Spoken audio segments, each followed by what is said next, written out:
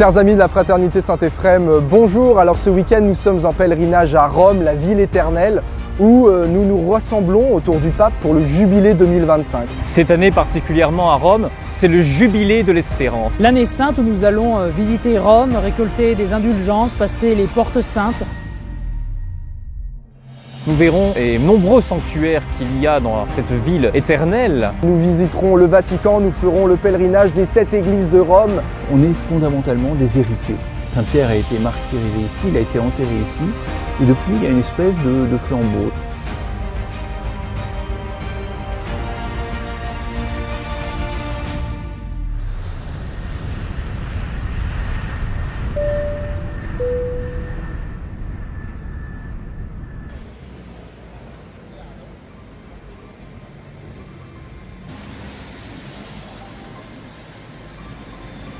Et alors nous allons faire le pèlerinage des 7 églises, qu'on appelle le Tour des 7 églises, qui est un pèlerinage urbain, qui a été initié par Saint Philippe Néri, et qu'on fait de nombreux saints, comme Saint Ignace de Loyola.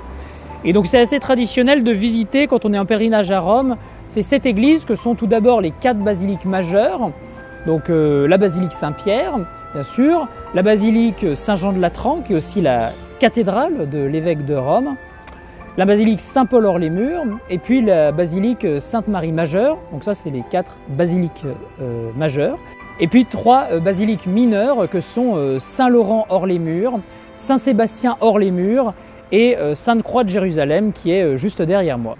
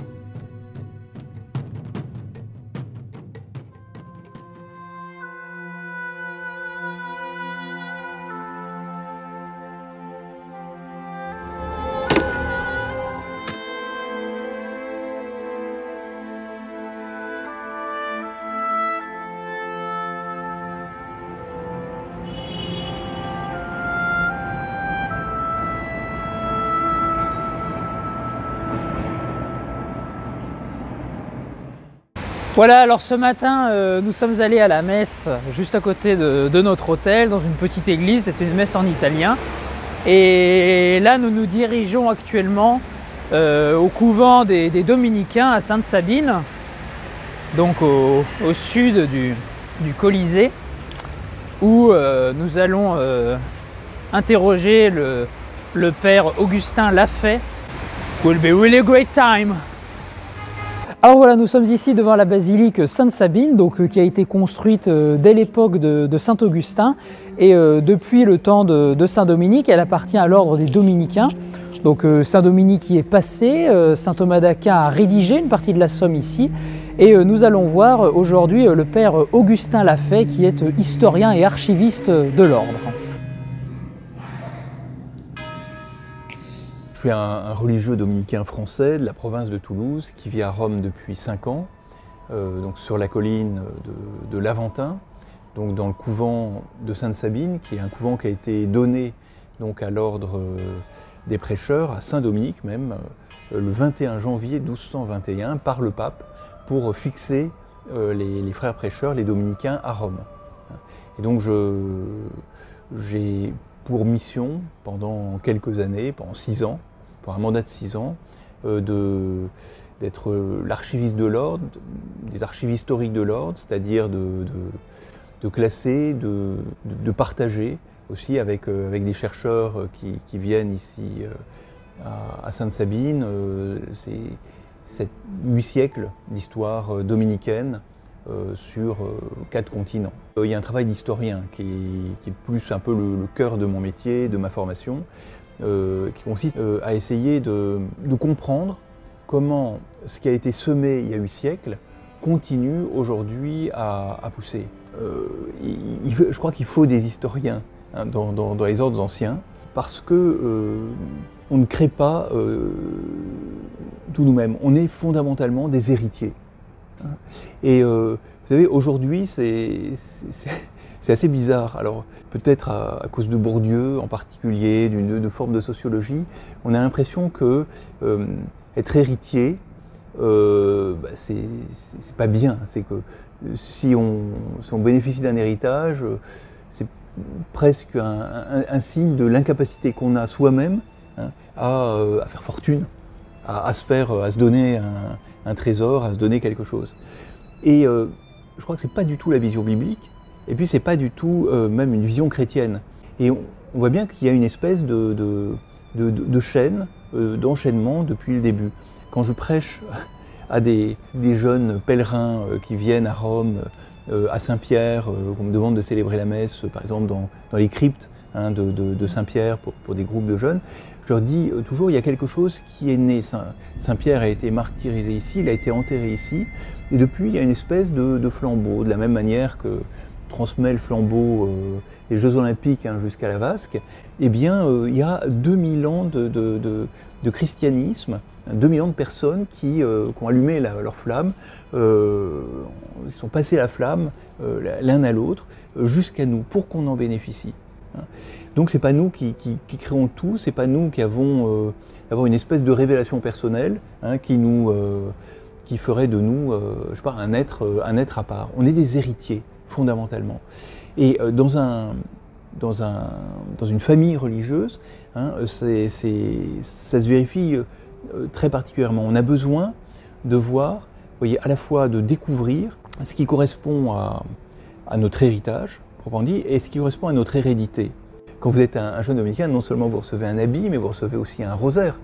Le rosaire, c'est cette découverte absolument admirable d'un moyen de prier très simple, à la portée de tout le monde, qui est un moyen qui est découvert au XVe siècle, disons, et promu par les dominicains à partir de Douai. La première confrérie du rosaire naît à Douai, et qui connaîtra une diffusion mondiale. On n'a pas besoin d'être grande lettrée, on n'a pas besoin d'être clair pour prier le rosaire. Les frères qui sont aumôniers de prison aujourd'hui le disent, ils donnent des chapelets en quantité, parce que c'est un objet beau qu'on tient dans la main, et on tient Dieu par la main. Vous voyez, on lui serre la main déjà en tenant l'objet. Combien de personnes ont un chapelet, un dizainier dans leur sac, dans leur poche, et c'est bien. C'est bien de le prier, de prier avec, mais déjà le fait de l'avoir est comme une espèce de marque de confiance. On peut se raccrocher comme à une bouée. Il faut qu'on ait une foi qui soit à la hauteur de nos attentes intellectuelles, de nos capacités, de nos désirs aussi. Et pour ça, il faut l'éclairer par des lectures, des réflexions, etc. Voilà. Alors ça, vous voyez, c'est pour ça qu'on a besoin d'historiens dans l'Église. On a besoin d'historiens dans la vie religieuse, donc à usage interne, j'allais dire, pour former les jeunes frères, pour faire découvrir cette espèce de généalogie. Et puis on a besoin d'historiens également pour faire comprendre au monde qui n'y comprend rien que l'Église n'est pas une espèce d'association, de société, vous voyez, formée juste par les gens qu'on voit actuellement sur Terre et qui disent qu'ils sont chrétiens, mais que elle a des racines dans l'histoire, et puis un épanouissement au ciel, et qu'elle ait un mystère qui dépasse de loin ce qu'on appelle souvent dans les journaux l'institution ecclésiale, etc. Moi, j'ai donné ma vie au Seigneur, je n'ai pas donné ma vie à une institution. Je n'aurais pas été prêt à le faire. Eh bien, moi, je crois que c'est extrêmement important de découvrir ce qui nous parle d'une certaine manière. Et alors, des personnages dans l'histoire, des saints, des auteurs, des musiciens, mais aussi des vivants, des gens qui nous aident, qui sont une espèce de bâton sur notre route ou qui indiquent un chemin qu'on a envie de suivre et dont on sent que c'est un chemin qui nous mène au bonheur, promis par le Christ. Et je pense que c'est essentiel de découvrir ça et de découvrir la cohérence de cette famille. En classe de terminale, je m'achetais des livres pas chers. Et j'ai acheté un livre qui s'appelait « Pages choisies » de Léon Bloy. Le premier texte que je lis, c'est celui-ci. On demande des prêtres, on en demande d'autres. On en veut qui soient fraternels aux intelligences, qui aiment la beauté et la grandeur jusqu'à en mourir, qui n'acceptent pas d'abdication comme il s'en est en vu depuis 200 ans. On vous demande, messieurs les successeurs des apôtres, de ne pas d'écouter le pauvre qui cherche Jésus, de ne pas détester les artistes et les poètes, de ne pas envoyer au camp ennemi, à force d'injustice, de déraison et d'ignominie, celui qui ne chercherait pas mieux que de combattre à côté de vous et pour vous, si vous étiez assez humble pour le commander. Mais si vous n'écoutez même pas, vous ne voulez rien savoir, vous somnolez pesamment sur des blessés qui saignent ou qui agonisent, et quand une clameur trop désespérée vous force d'entrouvrir les yeux, vous n'avez que cela à dire, et après mon enfant, et vous vous rendormez aussitôt en vous étonnant de n'avoir plus l'empire du monde. Quelle autre conclusion à ce livre où l'épouvantable stérilité des intelligences privées de culture supérieure est surtout montrée? On demande des prêtres. J'ai lu ce texte à 17 ans, ça m'a fasciné. Vous voyez, j'ai découvert que, par Léon Bloy, que le Verbe de Dieu était venu guérir notre langage, d'une certaine manière, que les mots ont un sens et qu'il importait extrêmement de le respecter. Qu'on ne pouvait pas mentir, qu'on ne pouvait pas mal employer le verbe, et qu'il fallait, au contraire, le déployer pour que quelque chose du royaume advienne au milieu de nous.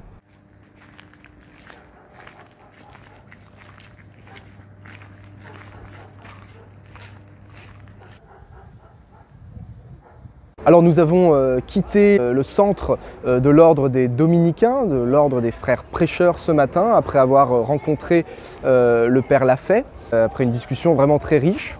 Et nous nous sommes mis en marche à travers la ville de Rome, jusque dans les périphéries de la ville de Rome pour atteindre Saint-Paul-hors-les-Murs. Alors Saint-Paul-hors-les-Murs, c'est cette grande basilique qui est derrière moi et dans laquelle est enterré Saint Paul, donc le compagnon de Saint-Pierre, qui a été martyrisé pour l'Église et qui est évidemment l'auteur des épîtres.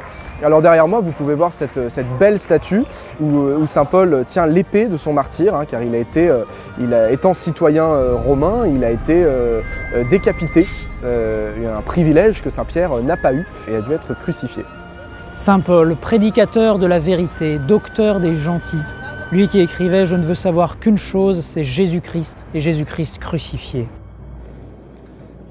Donc ici, dans la basilique de Saint-Paul-hors-les-Murs, une des particularités, c'est qu'on peut voir l'intégralité des pontifes romains.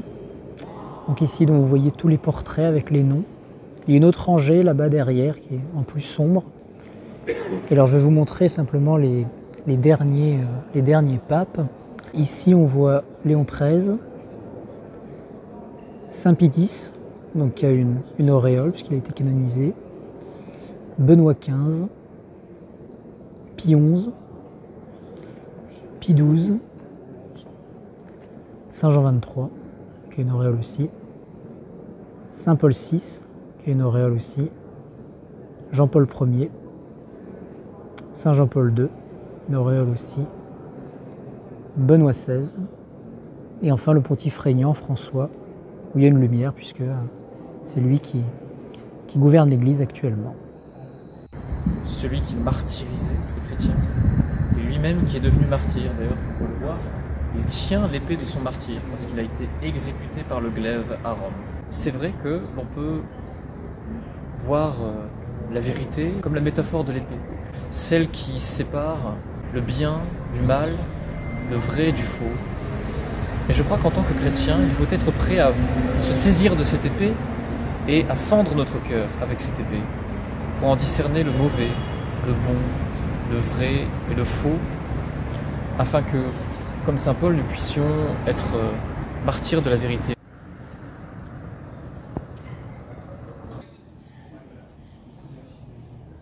Donc nous avons parcouru un long chemin entre Saint-Paul-Hors-les-Murs et Saint-Sébastien, l'église qui se trouve derrière moi, la basilique qui se trouve derrière moi, et où se trouvent les reliques de Saint-Sébastien, un grand défenseur de l'église qui est un militaire aussi, qui est mort pour la foi, qui est mort pour la défense de la Sainte Église.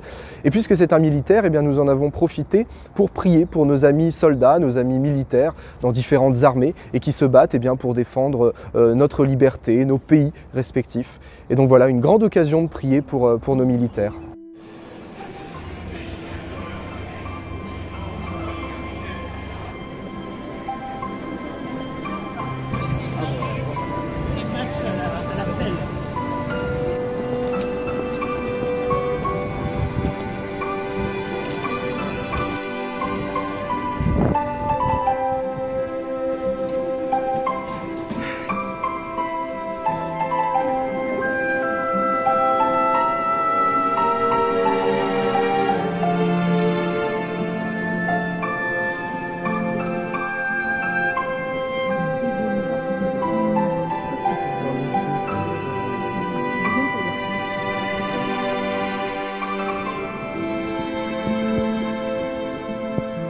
Nous sommes ici place de la Minerve, où dans cette église derrière moi il y a la tombe de Sainte Catherine de Sienne et il y a également l'avant-bras de Saint Thomas d'Aquin.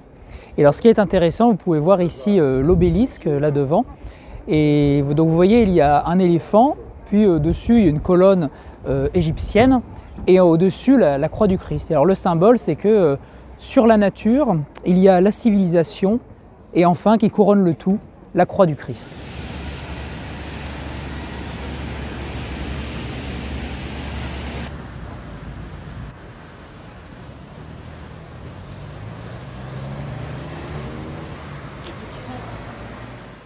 Eh bien, cet homme, de son vivant, était très simple, très humble, et a vécu une vie de mendiant, de nomade, à travers toute l'Europe.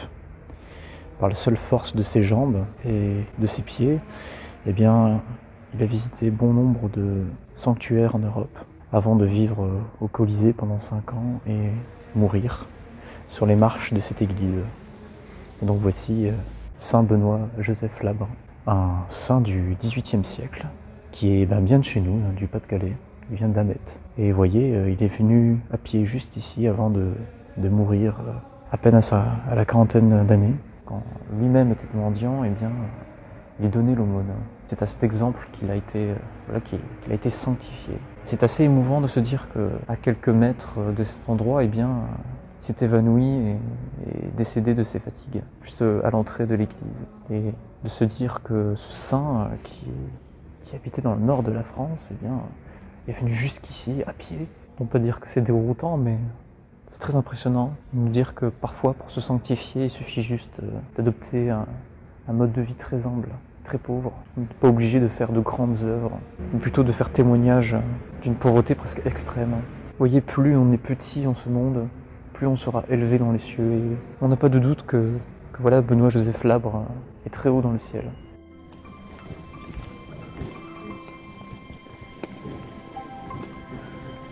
Ouais, pas obligé de crier, hein. Allez, vas-y, marche.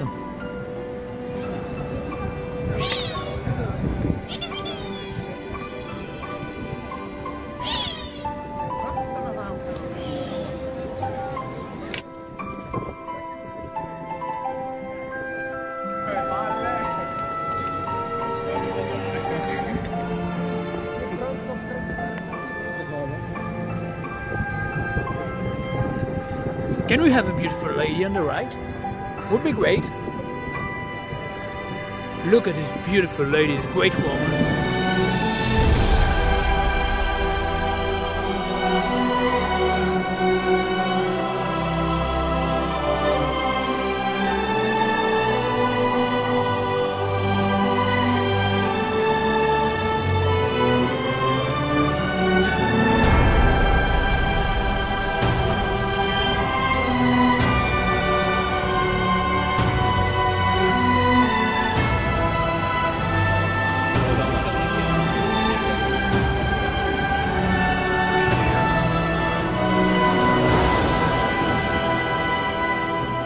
Alors là, nous sommes sur la place Pie XII, donc devant la basilique Saint-Pierre.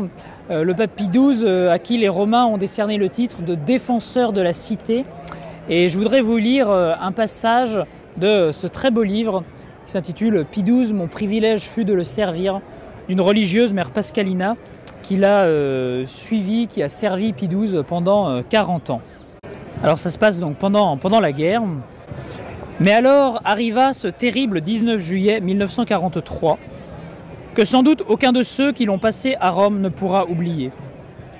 Le soleil dardait ses rayons d'après-midi du haut d'un ciel clair et sans nuages, quand soudain, avec une rapidité inouïe, les bombardiers vrombissants déversèrent la mort et la désolation sur Rome et ses habitants. Donc ça, c'était des bombes américaines. Tout le monde était comme figé d'effroi. Le Saint-Père était à la fenêtre et voyait les oiseaux de mort plonger sur la ville. Il était très pâle lorsqu'il éleva sa main qui, maintenant, tremblait pour donner sa bénédiction. De sa fenêtre, on avait l'impression que c'était le quartier de Sainte-Marie-Majeure qui brûlait. Il se précipita au téléphone, mais personne ne savait rien de précis. « Faites avancer immédiatement ma voiture », ordonna Pie XII.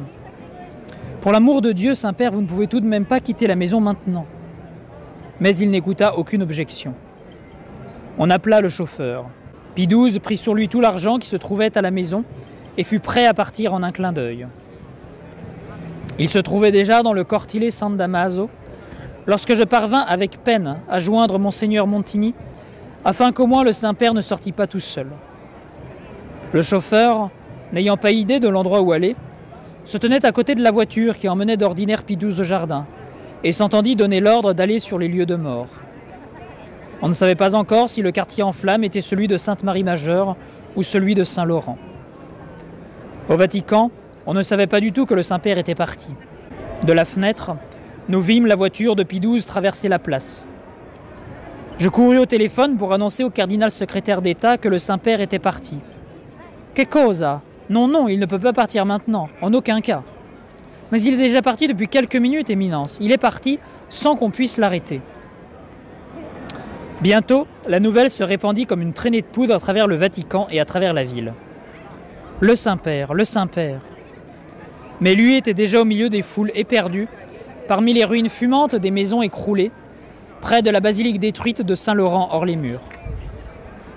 Le pauvre peuple entourait son pasteur et père, qui était le premier à venir à lui, pour lui apporter réconfort et aide.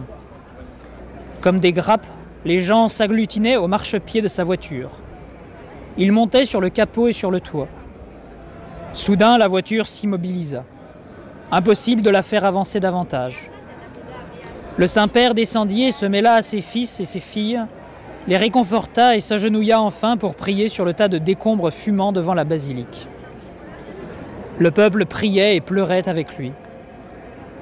Puis Pie XII distribua tout ce qu'il avait apporté. C'était déjà le soir quand il revint au Vatican dans une petite auto, car sa voiture ne marchait plus. Il arriva, les vêtements salis, tachés de sang, mais heureux, malgré toutes les souffrances, d'avoir apporté à ses enfants éprouvés par le malheur un peu de réconfort et d'aide. Quelqu'un lui ayant fait reproche de s'être exposé à un tel danger, Pie XII lui répondit sans détour « Je le referai aussitôt si, que Dieu nous en préserve, la ville devait être à nouveau bombardée. »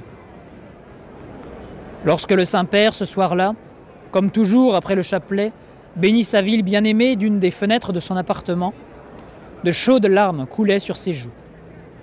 On voyait qu'il revivait et endurait toutes les souffrances de cet après-midi. À partir de ce jour-là, les colonnades de Saint-Pierre furent jour et nuit le refuge de la population des quartiers périphériques, tremblant de peur à la pensée d'une nouvelle attaque. Chaque alerte voyait de grandes masses humaines affluer vers la place Saint-Pierre et la basilique. Le monde entier sait ce que Pie XII entreprit pour éviter un nouveau malheur. Pourtant, Rome fut encore une fois bombardée et le peuple le revit à nouveau au milieu de lui, pour lui redonner courage et le consoler. Que n'a pas fait Pie XII pour les Juifs persécutés, dont l'extermination, comme on le sait, avait été dès le départ le but d'Hitler. De toutes les manières possibles et imaginables, on leur procura des refuges.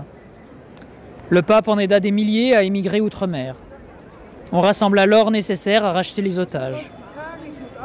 Pie XII qui, pour la réputation et l'honneur de l'Église, était obligé de faire en public ce qui certainement se serait sans cela réalisé en silence, était toujours heureux de pouvoir faire du bien discrètement, sans le crier sur les toits. On pourrait raconter bien des choses, si l'on ne savait pas qu'en le faisant, on aille à l'encontre de la volonté du grand pontife. Ce n'est pas en vain que l'ex-rabbin de Rome, qui, plus tard, touché par la grâce et édifié par le bon exemple des chrétiens, se convertit au catholicisme, a écrit ces lignes. « Aucun héros de l'histoire n'a commandé armée plus vaillante, plus attaquée, plus héroïque que Pie XII au nom de la charité chrétienne. » C'est avec horreur que l'on se souvient de ce matin d'août 1942, où les journaux, en large manchette, rapportèrent l'horrible nouvelle que la protestation officielle des évêques hollandais contre la persécution inhumaine des Juifs avait amené Hitler à faire arrêter dans la nuit 40 000 Juifs et à les faire gazer. Parmi eux se trouvait aussi la célèbre philosophe et carmélite Edith Stein, dont Pie XII avait suivi la destinée avec beaucoup de sympathie. On apporta les journaux du matin dans le cabinet de travail du Saint-Père qui s'apprêtait à se rendre aux audiences. Il lut le titre seulement et devint blanc comme un linge. De retour des audiences, il était déjà 13 heures, c'était le moment du déjeuner. Avant de passer dans la salle à manger, le Saint-Père, tenant à la main 2 grandes feuilles couvertes d'une écriture serrée, vint dans la cuisine, où se trouvait la seule possibilité de faire brûler quelque chose au feu, et dit « Je voudrais brûler ces feuilles, c'est ma protestation contre l'affreuse persécution des Juifs. Elle devait paraître ce soir dans l'Osservatore Romano. Mais si la lettre des évêques hollandais a coûté 40 000 vies humaines, ma protestation coûterait peut-être 200 000. Je ne dois ni ne peux prendre cette responsabilité. Aussi vaut-il mieux se taire en public et faire en silence, comme auparavant, tout ce qu'il est possible de faire pour ces pauvres gens. Saint-Père, me permis-je d'objecter, n'est-il pas dommage de brûler ce que vous avez préparé là? On pourrait peut-être en avoir besoin un jour. Moi aussi j'y ai pensé, répondit Pie XII. Mais si, comme on le répète sans cesse, on entre ici de force et trouve ces feuilles, et ma protestation est faite sur un ton bien plus tranchant que la protestation hollandaise, qu'adviendra-t-il des catholiques et des juifs sous la coupe allemande? Non, il vaut mieux la détruire. Le Saint-Père attendit, pour quitter la cuisine, que les 2 grandes feuilles aient complètement brûlé.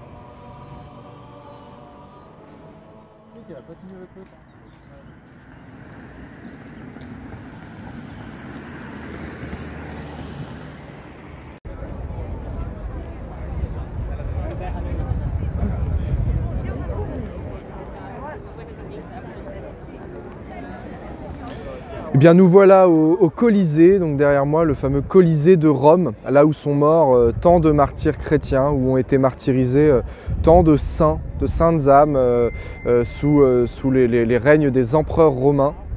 Une anecdote intéressante ici, c'est que dans Histoire d'une âme, eh bien, Sainte Thérèse de Lisieux, la petite Thérèse, est venue ici en pèlerinage demander au pape la permission d'entrer au Carmel, et avec son père et le groupe de fidèles qui était venus depuis la France, eh bien, elle est passée exactement là où nous sommes, et elle s'est enfuie du groupe de la visite guidée qu'ils étaient en train de faire autour du Colisée avec sa sœur, et elles se sont rendues à l'intérieur du Colisée, qui était moins barricadé qu'aujourd'hui, pour embrasser le sol du Colisée, là où sont morts tant de martyrs. Elles avaient cherché l'endroit exact où il y avait les poteaux, les piliers qui servaient à attacher les martyrs, et elles avaient embrassé le sol à cet endroit-là avant de rejoindre le groupe et puis leur père et de continuer la visite.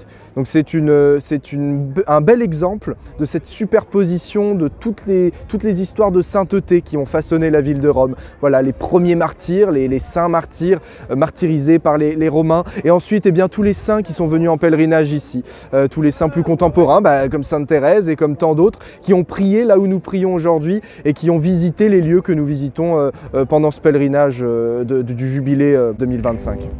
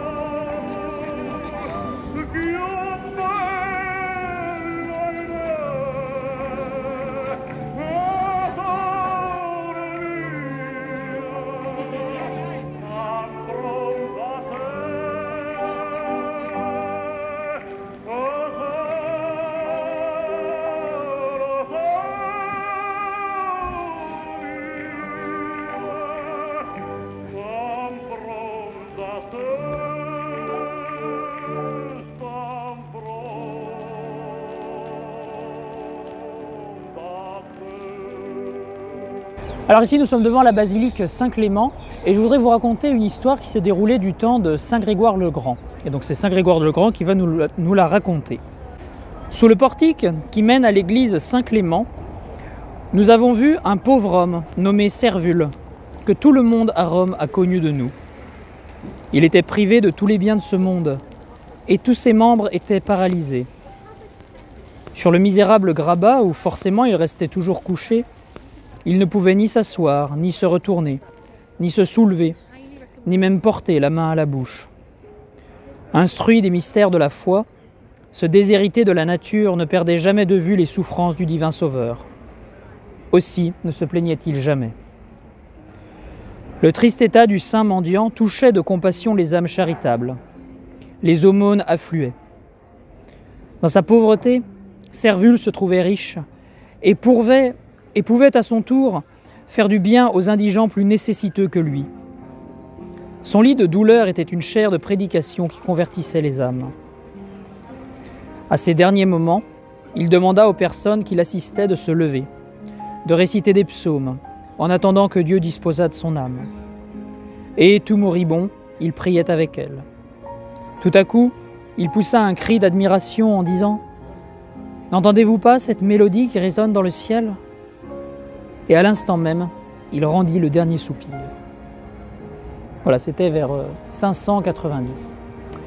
Et donc, vous voyez, ce que l'on voit, c'est que cet homme qui n'avait rien, pas même la santé, eh bien cet homme était finalement très heureux, il était comblé.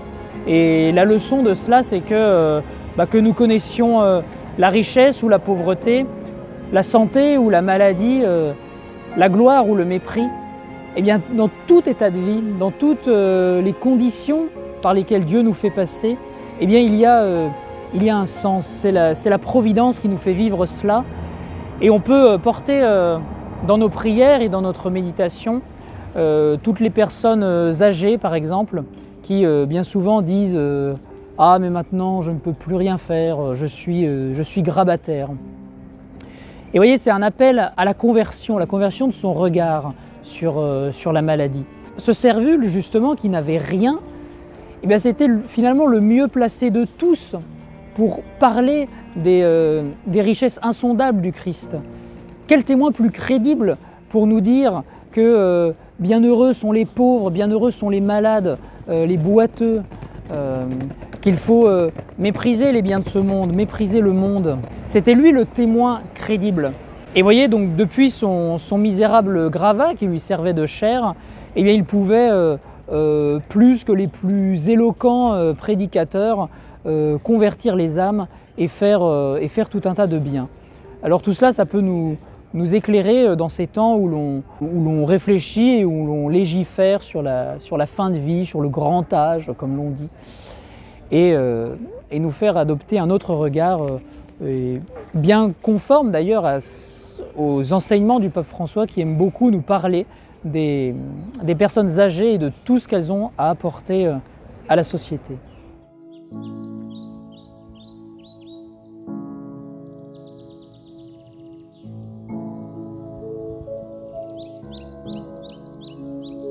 Eh bien, c'est ici que s'achève notre périple à Rome. Après avoir visité l'église de Saint-Laurent, nous sommes ici dans le cimetière de Rome. Nous avons marché sur les traces des premiers et des plus grands martyrs. Nous avons marché au Colisée où Sainte Thérèse est passée avec sa sœur et son père. Nous avons pu constater l'incroyable dévotion due à cette sainte avec toutes les nombreuses statues dans toutes les églises de Rome qui lui sont dédiées. Nous avons vénéré les reliques du Christ, son berceau, les reliques de sa passion. Nous avons passé les portes saintes. Nous avons gagné ses indulgences. Nous avons visité tant de belles églises, nous avons vénéré les reliques de saint Thomas d'Aquin, le corps de sainte Catherine de Sienne, le corps de saint Benoît-Joseph Labre. Nous avons arpenté toutes ces rues de la Rome éternelle. Nous avons goûté la gastronomie italienne et nous avons passé ici un pèlerinage inoubliable.